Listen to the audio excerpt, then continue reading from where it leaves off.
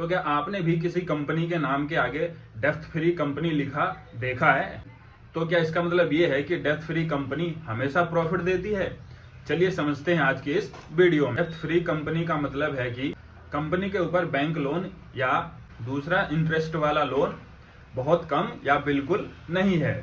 मान लीजिए कि दो दुकान है और जो पहली दुकान है वो बैंक को हर महीने 50,000 की EMI देती है लोन का, तो वहीं दूसरी दुकान जो है उसने कोई लोन लिया ही नहीं है। और अगर दोनों दुकान की सेल कम हो जाए तो जो लोन वाली दुकान है उस पर ज्यादा प्रेशर आ जाएगा, क्योंकि लोन वाली दुकान को EMI तो फिर भी देनी ही पड़ेगी और जिस दुकान ने नहीं लिया है उस दुकान को ये टेंशन नहीं होगी। इसी को कहते हैं डेप्थ फ्री कंपनी।